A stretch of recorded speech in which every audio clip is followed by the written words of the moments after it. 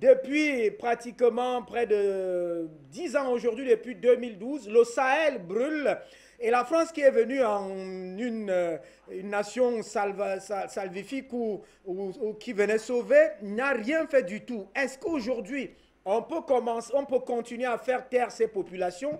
Est-ce que la France peut avoir les moyens de taire ces peuples? Gamal Albin. Abina, Abina, voilà. Gamal Abina, voilà. Abina, merci. Euh, voilà, il n'y a pas de souci, je vous donne l'orthographe exacte. Donc, oui, non, la France ne peut pas faire taire les populations, si ce n'est au prix d'un massacre, comme c'est déjà arrivé d'ailleurs dans le passé. On a toujours tendance à oublier que la France est l'ancienne, enfin, on ne l'oublie pas, la France et l'ancienne puissance coloniale ne travaillent que pour ses intérêts. Je vais même vous mettre en garde sur une chose, que ce soit les Français, les Russes, les Américains, les Chinois, de toute façon, c'est une question d'intérêt. Alors, évidemment, la différence entre les Français et les Russes, elle est notoire sur un aspect. Les Russes n'ont pas colonisé. Ce n'est pas une puissance coloniale. Ça a été un empire, effectivement, l'empire soviétique, mais ce n'était pas une colonisation. Les Russes n'ont pas une tradition de racisme structurel que malheureusement la France a développé avec tous ces grands idéologues. Je vais vous parler d'Alfred de Gobineau et tout un tas de grands commis de l'État qui étaient de grands racistes méprisants et qui considéraient qu'il fallait civiliser les peuples sauvages que nous étions. Je parle donc des Africains.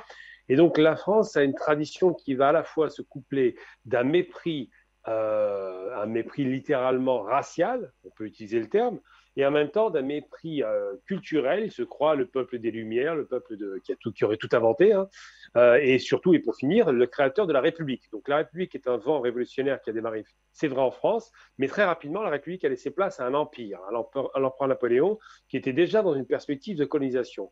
Et donc, quand cet empire s'est étendu, il a fait la guerre à tout le monde. Donc la France a une tradition guerrière très ancienne qui n'est pas d'hier.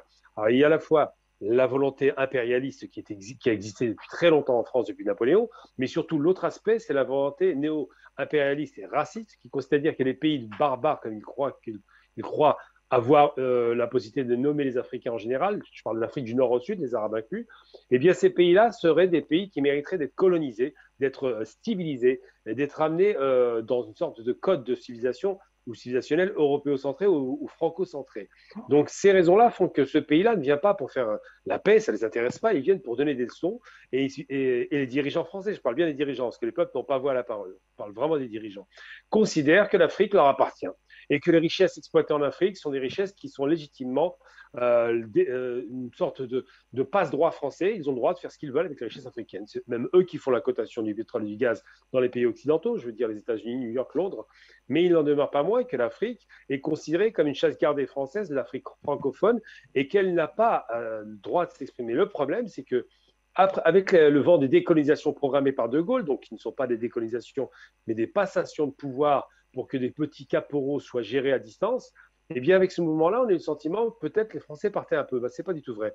Les Français sont jamais partis et à chaque fois qu'il y avait des massacres de population, c'était des massacres qui étaient commandés par la France à distance. Et quand ceux qui massacraient les populations n'avaient pas le pouvoir de le faire, n'avaient pas les moyens de le faire, eh bien, les Français intervenaient directement au motif, soi-disant, de restaurer une démocratie de façade, de soi-disant ramener la paix civile ou aujourd'hui de lutter contre le terrorisme. Mais toutes ces manœuvres grossières ne constituent qu'une seule réalité, c'est que la France défend ses intérêts économiques, bien compris, pétrole, gaz pour certaines régions, minerais de fer, charbon pour d'autres régions, ou simplement, et le plus important pour la France, car c'est primordial, l'uranium, parce que la France dépend de ses centrales nucléaires à 77%. Elle ne dépend pas essentiellement du pétrole et du gaz, mais bien de l'uranium, donc de l'électricité nucléaire.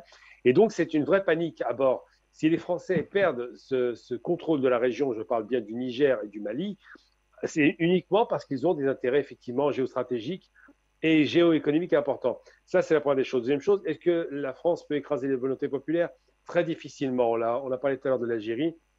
C'est une révolution populaire. C'est un peuple qui en a eu marre de la barbarie des colons français, de ces ignobles feignants qui ne travaillaient pas. Je rappelle et je répète tout le temps, le colon est un feignant, il n'a jamais travaillé. Quand en Afrique, les Noirs africains ou les Arabes étaient réduits à l'esclavage, c'était bien eux qui travaillaient pour construire ces cités poubelles qui avaient été faites par les Français. Mais c'est bien les Noirs et les Arabes qui travaillaient, pas les Français. Et les colons encore moins. Ce sont vraiment de vrais feignants qui sont là pour piller et pour réduire l'esclavage des populations entières.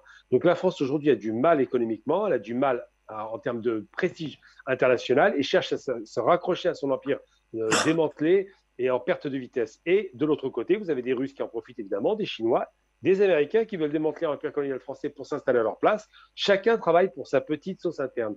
Mais dans les faits, ils ne peuvent évidemment pas écraser la volonté populaire parce qu'aujourd'hui, le monde entier le verrait. Donc, ils ont du mal à gérer les populations qui en ont de plus en plus marre de la présence française. Mais ce n'est pas d'hier.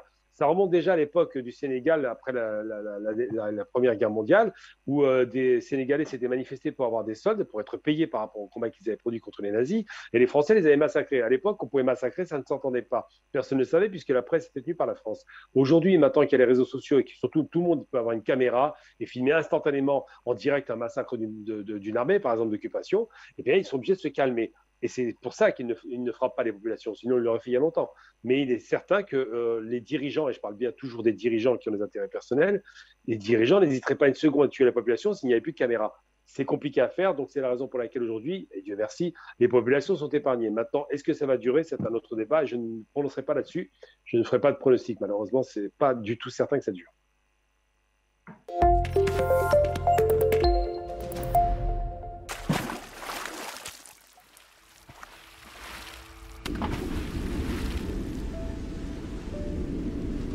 Afrique Média. Le monde, c'est nous.